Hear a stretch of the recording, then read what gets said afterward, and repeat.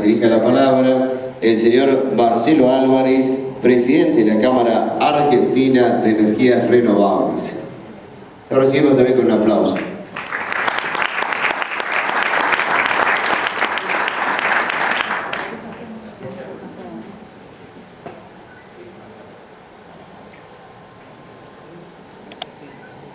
Bueno, primero que todo agradecer a los organizadores, en particular a Ana Corby, que siempre es tan gentil, la oportunidad que nos dan de hablar hoy aquí.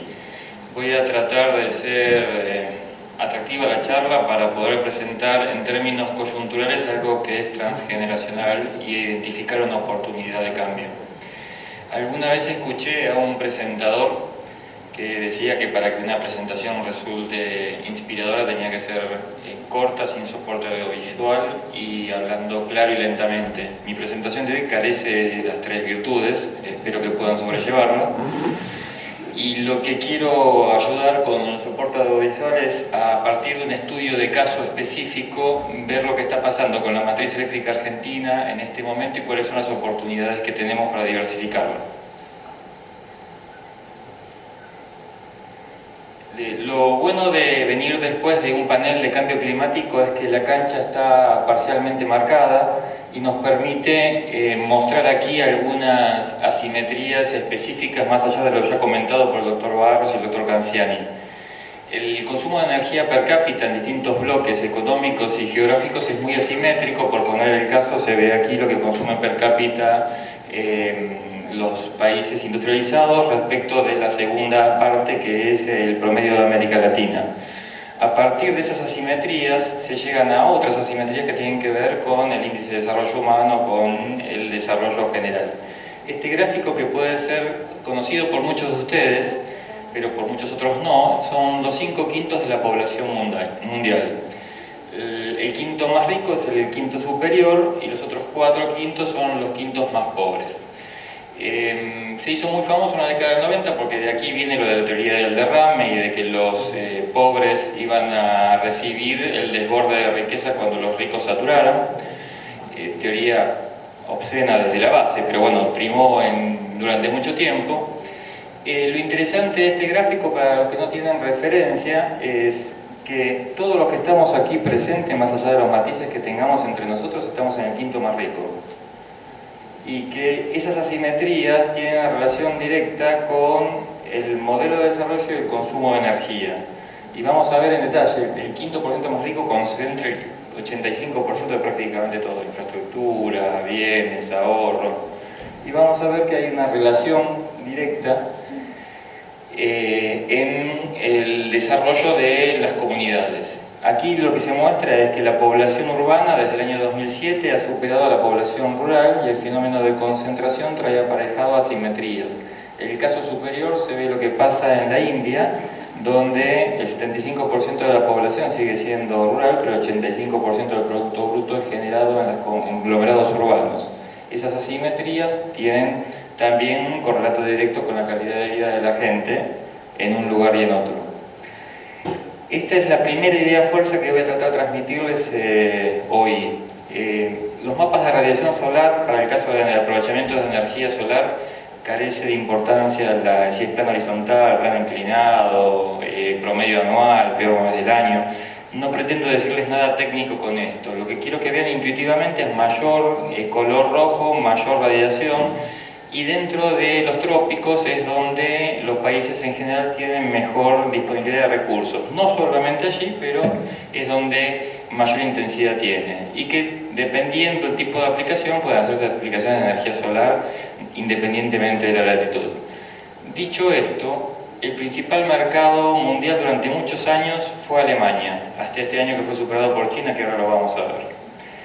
El primer mercado mundial está virtualmente a la sombra y países como el nuestro, que tienen no y cuyo recurso de la mejor clase mundial, no tienen todavía un mercado consolidado.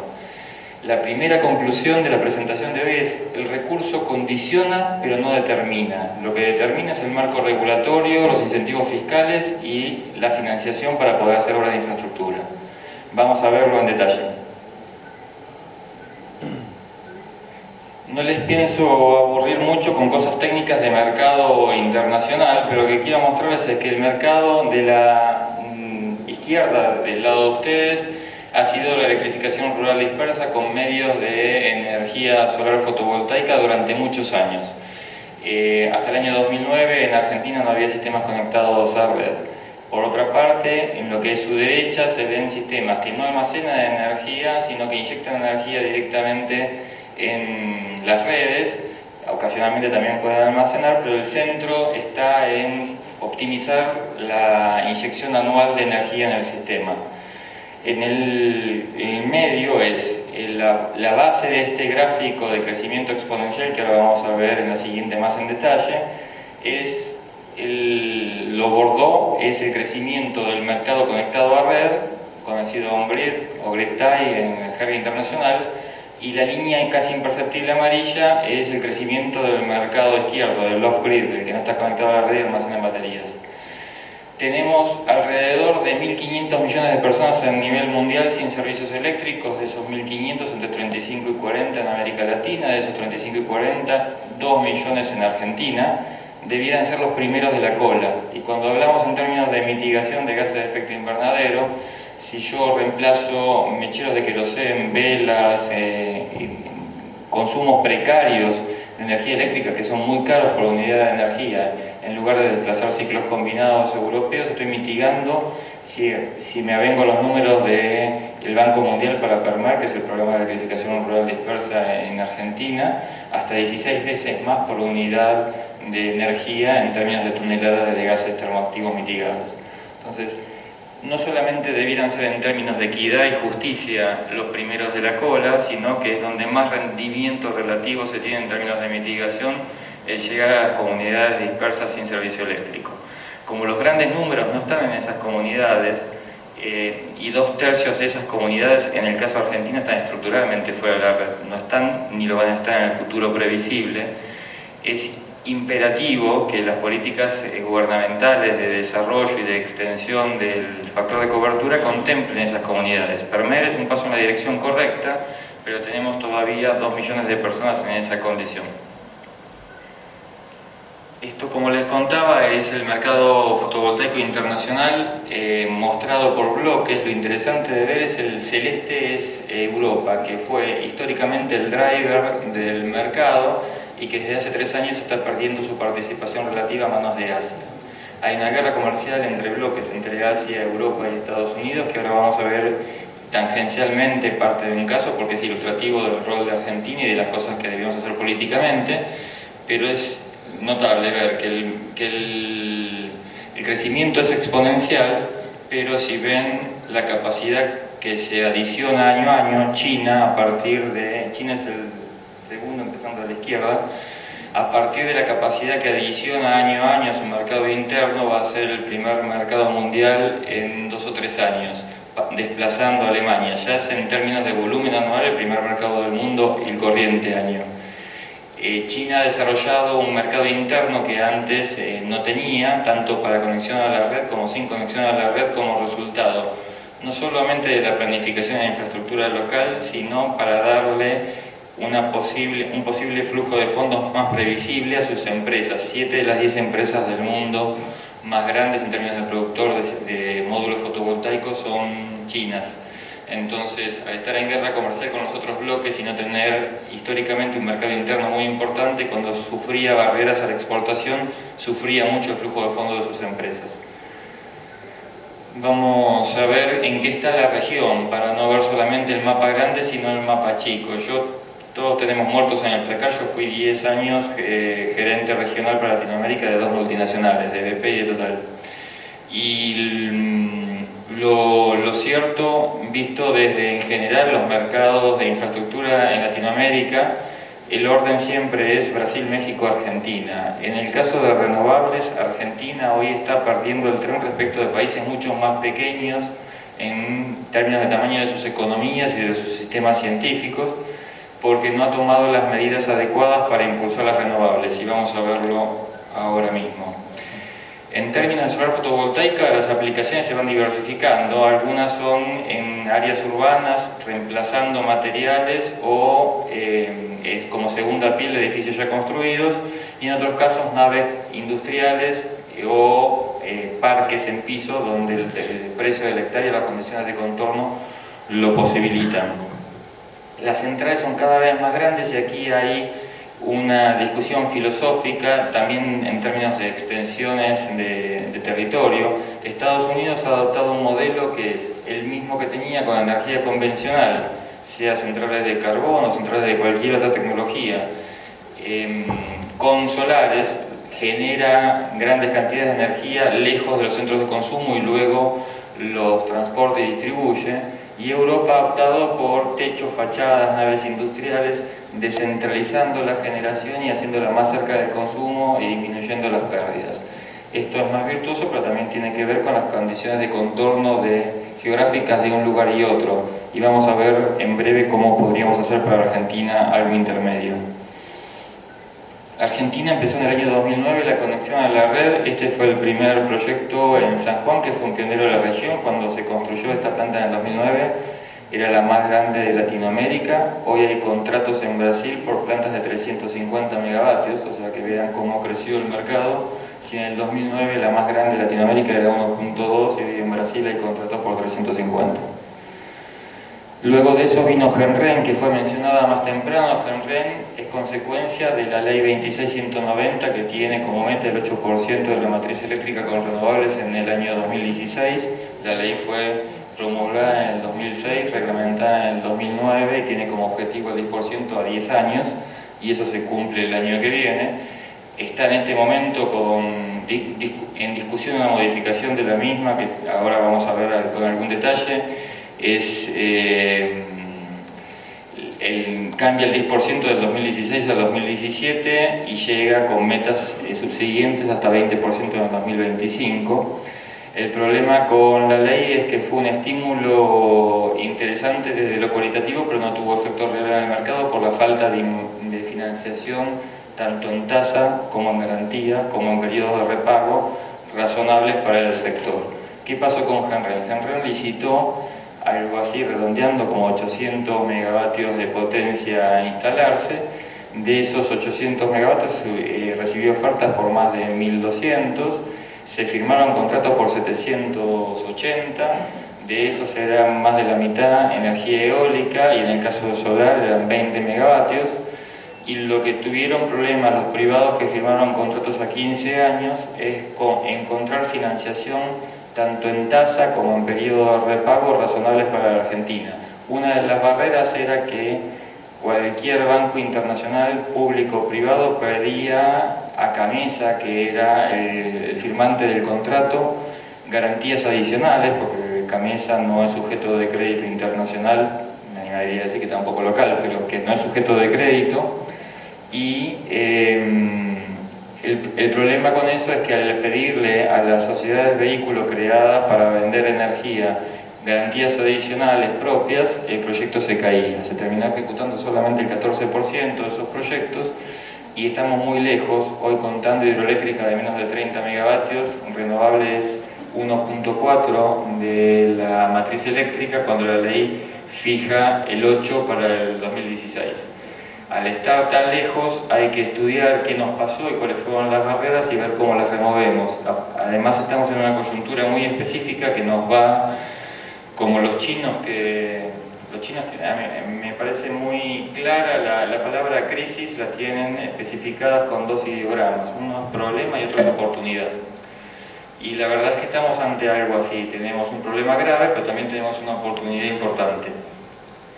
En tanto, casos que han sido recientes es la instalación en San Borondón de una central en punta de línea que permite que no solamente inyectar la generación en la red, sino balancear o mejorar el balance de redes débiles. Y en el caso del techo del nuevo edificio del Museo de Ciencia y Tecnología, que se inaugura a fines de este mes, se pusieron 40 kilos de fotovoltaico conectados a la red. En general va a ser consumido por el propio edificio, pero en los fines de semana, cuando haya baja de actividad, va a ser inyectado a la red. para mostrarle casos en otros países de términos relativos de cuánto se puede inyectar de energía intermitente en la red. Este es otro punto que me gustaría les quede una conclusión. En general se habla como barrera para renovables, sobre todo fotovoltaica y eólica, de la intermitencia del recurso. Y es cierto, requiere otra planificación, no se puede hacer con fuentes intermitentes energía despachable, pero sí se puede planificar con centrales hidroeléctricas de paso, con biomasa y compensando regionalmente las centrales que se van instalando, se mitiga esa intermitencia. Y para mostrarle casos, este gráfico tiene en las ordenadas del lado izquierdo el porcentaje anual de inyección que se ven en las barras de color ocre, y los puntos rojos son la inyección en el día de máxima inyección instantánea en la red eléctrica de ese país. Y lo que pueden ver en el caso particular de Alemania e Italia es que tienen 6 o 7% de la electricidad total anual consumida de origen solar, y que en el caso de Alemania el día de mayor inyección el 45% de la electricidad es de origen solar. O sea que hay fracciones de penetraciones muy altas posibles si se planifica. Y vamos a dedicarle un poquito de tiempo a eso para ver cómo podríamos tener una senda de desarrollo en Argentina. Antes de eso, mostrarles que es bueno mostrar tanto éxitos como fracasos. La forma más barata de aprender es de los errores ajenos y no replicarlos. Se habló mucho hoy de la encíclica papal y del timing de la encíclica. A mí me hacía acordar a un amigo uruguayo que decía que los argentinos podemos tener papa, pero lo que no tenemos es cura. Y lo cierto es que vamos a ver que llegamos a un problema de restricción al crecimiento porque tenemos una oportunidad para sacarlo si no replicamos los errores. En este caso les voy a contar de España. No viene al caso entrar muy en detalle técnico, pero lo que ven abajo a la izquierda es la materia prima del silicio fotovoltaico para paneles fotovoltaicos, luego el wafer, que es la oblea cortando el lingote en fetas como si fuera un salame, luego un tratamiento superficial a la celda, luego conectar las celdas en serie, el módulo, y luego el sistema, que es con los cables seccionadores, inversores, estructura de soporte. Toda esta explicación es para mostrarle que un aumento de 100% en la materia prima, que hubo hace 10 años en el mercado mundial, que no había integración vertical y hubo escasez de inversión, porque como se iba investigando en otros semiconductores, se dejó de invertir por miedo a que quede ociosa la inversión de lo que invertían en silicio, materia prima fotovoltaica. Antes de eso había sido el silicio que se usaba, era el excedente del mercado de la industria electrónica. Se produjo una falta de inversión durante 2 o 3 años, hasta que se integró verticalmente el sector.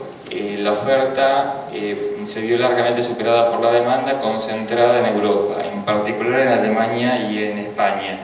Y lo que quiero mostrarles, si no fueran argentinos me costaría más contarles esto, pero esto lo van a entender fácilmente porque ¿vieron el caso de, en términos inflacionarios, cuando aumenta 20% el tomate, la pizza aumenta 20% como estuviera hecha de tomate del 100%?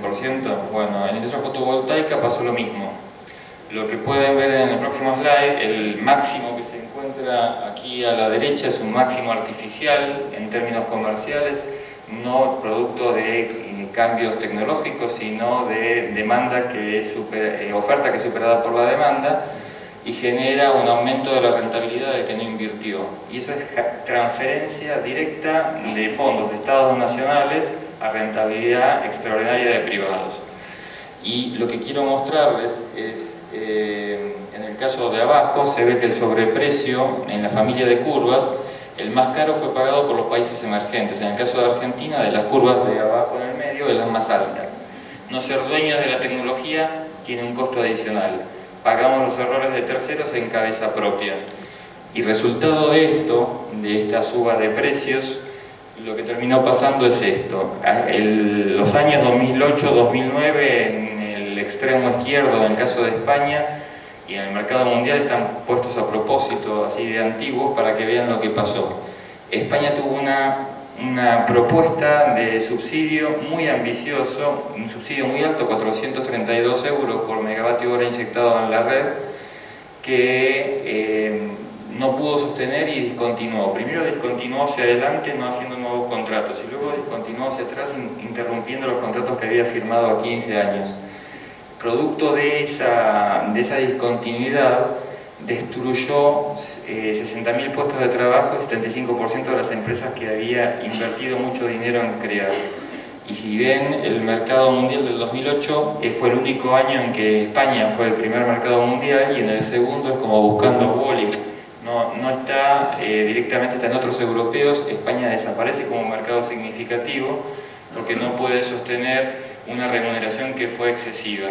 De esto se aprende mucho, o sea, hay que estimular. Si ven el costado para ustedes derecho, la curva roja quebrada es el modelo de España. No pudo sostener una tasa muy ambiciosa, discontinuó y destruyó buena parte de lo que creó y exportó recurso humano al resto de Europa, en particular a Alemania, involuntariamente. La celeste se parece a Argentina y la paz de los cementerios. No estimulamos nada, no pasa nada, la curva es muy baja. Y la intermedia es la verde, que debiera ser tasas internas de retorno razonables, con reglas de juego claras y financiación adecuada. Es la senda que debiera adoptar cada país en función de sus condiciones de contorno para poder crecer sanamente, sin transferencia excesiva de recursos a los sectores privados y sin estímulos que no tengan efecto real en el mercado. Esta es la cadena de valor para agregar valor local. No voy a detenerme en eso ahora porque si no llevaría mucho tiempo, pero lo que quiero que como mensaje es: todas las renovables, solar, fotovoltaica, térmica, biomasa, eólica, hidroeléctrica de baja potencia, todas en promedio por unidad de energía generan más puestos de trabajo local que las convencionales. Hay que analizar la cadena de valor de cada una de ellas para ver cuánto de ese valor se puede producir en forma competitiva en Argentina, y en todos los casos hay mucho por hacer.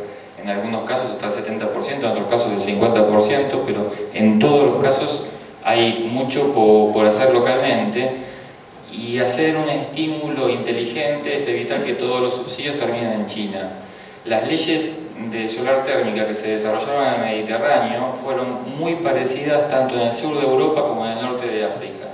Todo el sur de Europa, hasta Chipre, tiene industria solar térmica propia, metalmecánica pyme, y todo el norte de África compra todo en China. Misma radiación, mismo esquema de leyes, aplicadas de distintas formas, sin estímulos a la industria local. Uno termina con todos los subsidios en China, otra termina con un desarrollo de pymes locales. Es importante que todo plan de diversificación de la matriz tenga asociado un plan de industrialización de la cadena de valor. Esto me adelanté antes y le estaba contando. Este es un grupo de incidencia que la Cámara de Energía Renovable, cuando quiero ser elegante digo que es un colectivo heterogéneo. A veces parecemos una bolsa de gato, pero lo cierto es que hay grandes empresas, pequeñas empresas, importadores, fabricantes locales. Lo que tiene a veces eso de defecto, a veces una virtud. Por ejemplo, cuando los consensos que se logran en colectivos heterogéneos suelen ser fuertes, porque se discute mucho internamente antes de tener propuestas hacia el gobierno. Y trabajando con el INTI, con ABINA, con FOBICE, con la Federación Directorio Legislativo, tratamos de hacer incidencia parlamentaria en las políticas del sector. Les voy a contar solamente algunas cosas. La mayoría de las cosas que les estoy contando están en un documento que se puede bajar en la página web de la Cámara. Sobre todo los fundamentos de lo que se está diciendo, yo les estoy contando algunas conclusiones, pero los fundamentos están disponibles allí. Y lo que quiero mostrarles es dónde está la oportunidad. Esta es en términos de indicadores de mercado eléctrico, qué fuentes estamos usando para generar la energía que estamos produciendo y consumiendo. Lo que más interesante para mí de enfocarnos es en el casi nulo.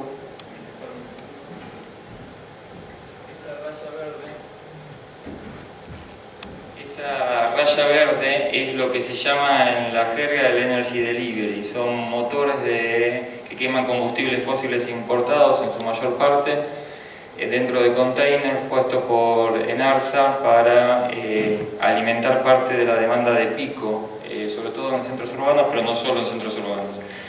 era estacional. Cuando se ve la primera parte de las rayas, ese consumo era estacional hace 4 o 5 años. Hace 2 años que todos los días del año quemamos combustible importado en esos motores. Y esos motores tienen un rango de precios, tanto los precios directos son elevados, porque los mismos números de la Secretaría de Energía los ponen por arriba de $200 el megavatio hora, pero además tienen lo que se llama reserva fría, que es el motor puesto a disposición de Camella o quien sea que esté comprando la energía, como concepto de reserva fría. O sea, yo soy el dueño del motor, pongo el motor a disposición de quien me contrata.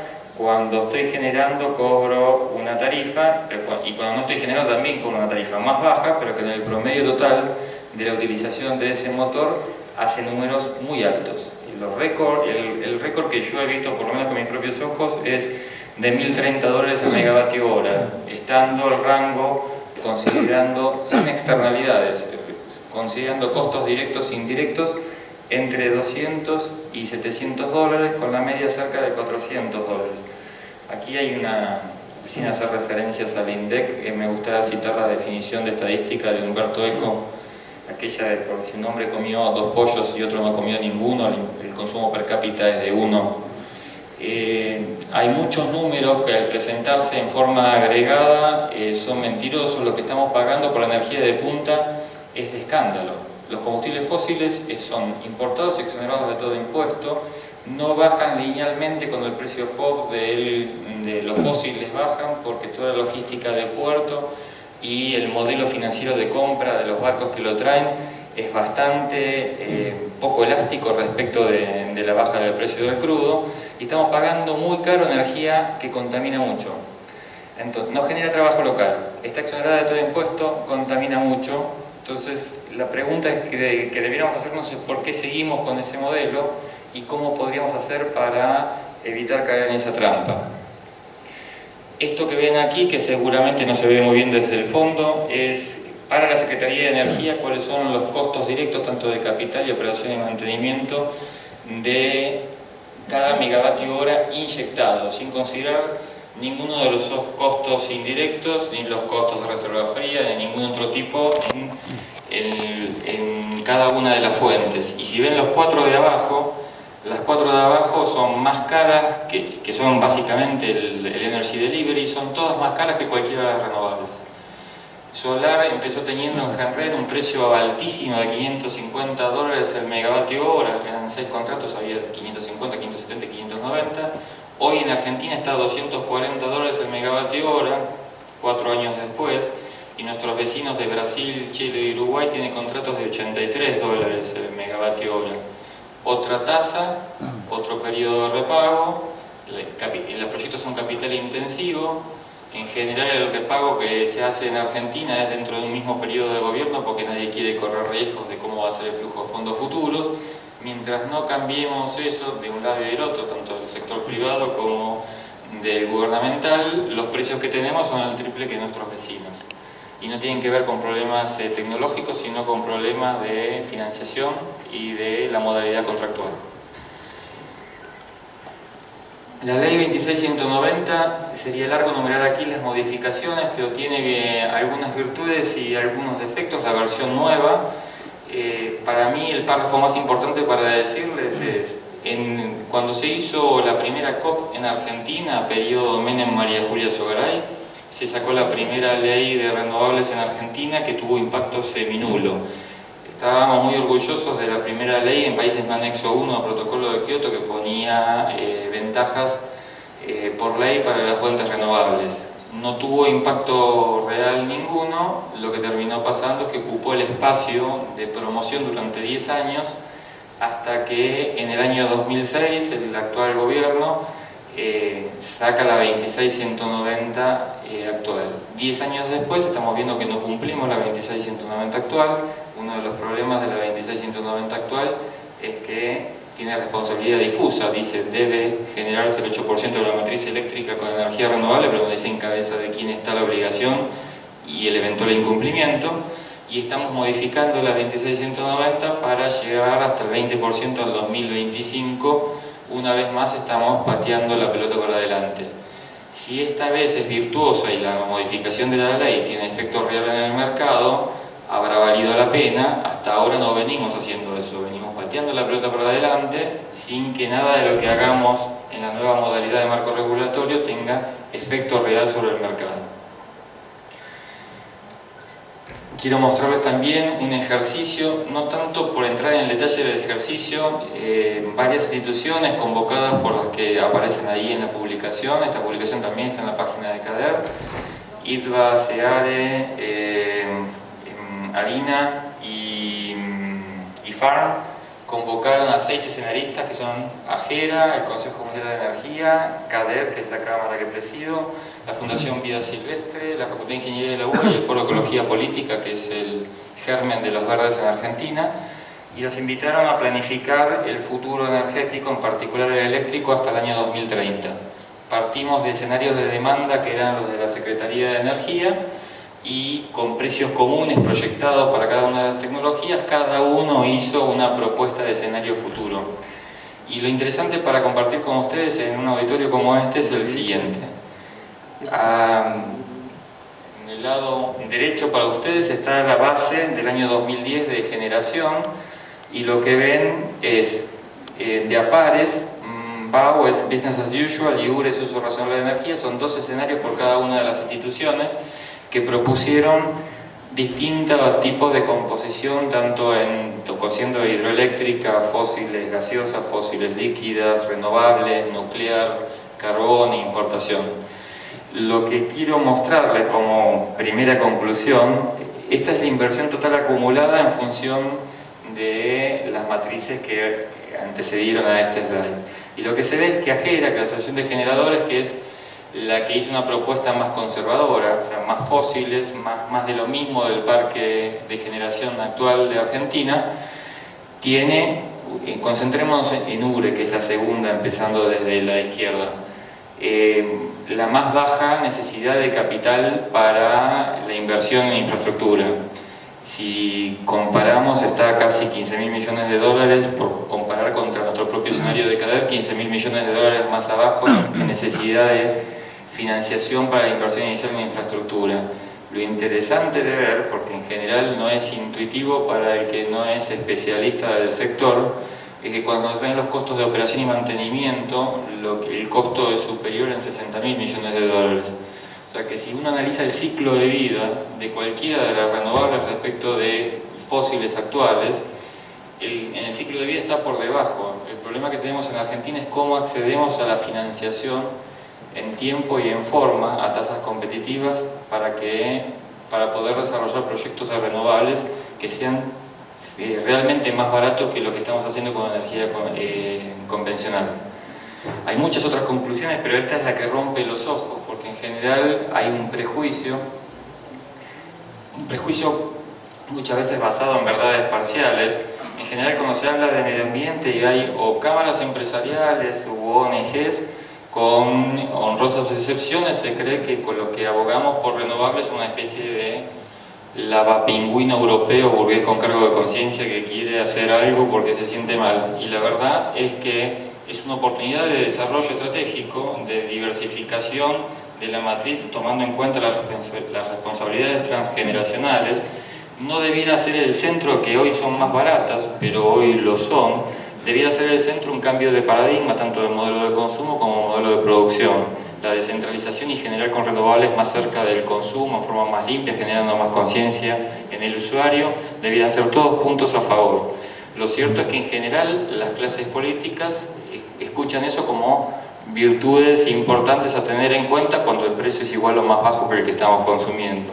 Y la idea de la presentación de hoy es mostrar eso, que no solamente todas las virtudes que ya son conocidas de las renovables, yo hace 30 años que trabajo en energía solar, son todas las virtudes conocidas de las renovables, todo el mundo con mayor o menor profundidad no discute en términos ambientales la necesidad de desarrollar renovables, pero cuando se aterriza en términos de precios, nos encontramos con el problema de, al estar Camesa en medio, Camesa está comprando hoy energía cara, dándose vuelta y vendiéndola en términos muy baratos. Baratos en algunos casos justificadamente, porque es a una parte de la población que no tiene ingresos suficientes y que se caería del tablero si no se lo subsidia, pero un montón de otra gente se la está subsidiando sin necesidad alguna de subsidiarlo. Entonces, Camesa en medio, en términos tarifarios, actúa como un vehículo distorsivo, no en términos liberales, sino en términos de el que quiere comprar energía renovable compara contra la factura de Nore, de Sure, de EMSA, la distribuidora que le toque.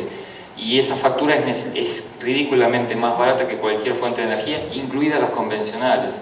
Las renovables son más baratas que las fósiles para Camesa. Si Camesa simplemente aguas arriba comprara en términos virtuosos, los usuarios podrían tener menos costo a través de los dineros públicos que significan eso para Camesa. Vamos a verlo muy rápidamente. Las conclusiones me las voy a saltear porque los acabo de decir muchas veces. Es la reflexión final que quiero hacerles y que espero que, si sirve de algo toda esta charla, si pude ser claro en algunas cosas, es en el resumen final. El resumen final, más allá de lo que muestra el chiste de que seguimos buscando energía bajo tierra, como nos rompe los ojos el sol todos los días, Barro señalaba que es el único recurso que aparece todos los días nuevamente, y lo subutilizamos. Lo importante para ver es el próximo gobierno, quien quiera que sea, tiene como principal restricción para el crecimiento la falta de autoabastecimiento energético. La segunda razón de salida de dólares del sistema en Argentina después de la fuga especulativa es la importación de energéticos, en particular de fósiles, como dije antes, exonerado de todo impuesto. Nos genera mucho trabajo local y es una restricción en el crecimiento.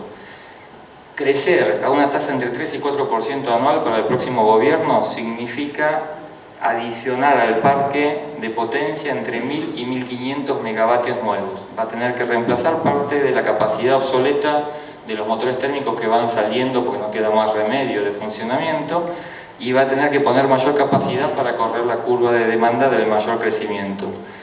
No puede hacerlo con hidroeléctricas y con nuclear, porque más allá de la discusión filosófica que uno puede tener al respecto, no van a estar listas en ningún caso antes de 5 años. Ni Néstor Kirchner, ni Zepernik, ni las nuevas nucleares van a estar en el periodo del próximo gobierno. Le quedan dos caminos: o sigue importando con solución de fósiles caras que no generan trabajo local, o apuesta por las renovables. Apostar por las renovables va a tener el dolor inicial de tener que importar parte de la producción porque las capacidades locales todavía no están a la altura de poder producir todo lo que hace falta, pero si tiene una curva de desarrollo industrial programada, va a generar esas capacidades localmente y al final del periodo va a haber salido menos dólares del sistema y haber generado más trabajo local, al mismo tiempo que diversifica la matriz, bajando las emisiones per cápita. Estamos arriba del doble de la región en términos de emisiones per cápita, y evitando lo que van a ser barreras arancelarias. No falta tanto para que haya barreras comerciales en términos de la intensidad energética que tiene cada producto fabricado por cada país, que cuando yo quiera exportar un vaso, si mi vaso tiene tantas unidades de energía consumidas para ser fabricado, más que el alemán o el de Guatemala, irá a la cola porque va a haber barreras arancelarias.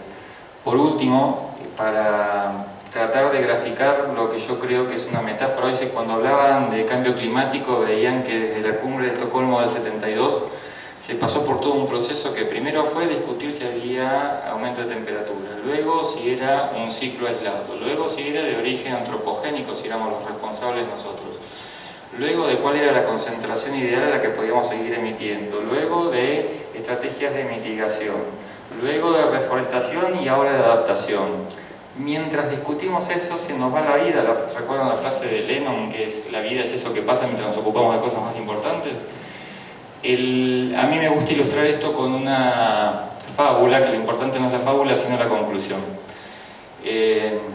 Pasalacqua a la mañana citaba a Roma como muy ordenada en términos de ingeniería, y era cierto. Antes de que el imperio fuera tal, tuvieron un rey que se llamaba Tiberio, que era conocido como el soberbio. La fábula dice, no sé si es cierto o no, pero la fábula dice que se encontró con una señora mayor que tenía 9 pergaminos y le pregunta, no era común que una señora mayor tuviera ese tipo de propiedad, y le pregunta qué es lo que tiene allí, y la viejita le contesta, tengo los 9 papiros de la sabiduría universal, ¿le interesa? Se lo vendo por 3 monedas de oro. Tiberio se ríe y la viejita toma 3 de los papiros y los quema. Y les dice, ¿quiere comprar los 6 que quedan? Salen 6 monedas de oro. Tiberio dice, no compré antes que salían 3 monedas de oro y eran 9, ¿por qué voy a comprar ahora? La viejita toma 3 más y lo quema. Le dice, ahora quedan 3, el precio son 9 monedas de oro, ¿le interesa? Y Tiberio, sorprendido por la actitud de la viejita y la duda de su ignorancia de saber si era cierto o no, decide pagar por ver. La leyenda dice que esos papiros se convirtieron en los oráculos sibelinos, que eran material de consulta de los sabios del Imperio Romano. Con independencia de la fábula es cierta, no, Tiberio, a partir de su desconocimiento y de su soberbia, pagó el triple por 1/3. Nosotros estamos tomando lo que en la jerga se llaman acciones tempranas. Nosotros estamos tomando acciones menos tardías, pero muy tardíamente, como si tuviéramos un plan B. E independientemente de las responsabilidades que claramente son compartidas, pero claramente también son asimétricas, mientras discutimos quién paga la fiesta, el tiempo pasa y seguimos exponiéndonos, como mostraba el doctor Barros, a que los crecimientos en términos de temperatura sean mayores a 2 grados. Y las poblaciones más vulnerables no son las poblaciones de los países industrializados, que son los mayores responsables de este modelo. Son en los países emergentes o en desarrollo, o el eufemismo que más les guste. El huracán Mitch pasó por todo Centroamérica y por la Florida, generó en términos de pérdidas materiales, muchas más pérdidas materiales en la Florida. 3 meses después, uno iba a la Florida, a Miami o cualquier ciudad y ni se acordaban del huracán Mitch. Nicaragua, 10 años después, estaba todavía en reconstrucción. Las decisiones que tomamos tienen un correlato directo sobre las poblaciones más vulnerables y nosotros estamos discutiendo como si el tiempo fuera infinito. Tenemos una oportunidad en Argentina de hacer lo que debemos hacer, abaratando la matriz, diversificándola, bajando las emisiones y, en cierta forma, corriendo una carrera más rápida para recuperar la soberanía energética, generando más trabajo. El desafío es ponernos a hacer y dejar de exportar know-how hacia otros países por falta de mercado interno. Muchas gracias.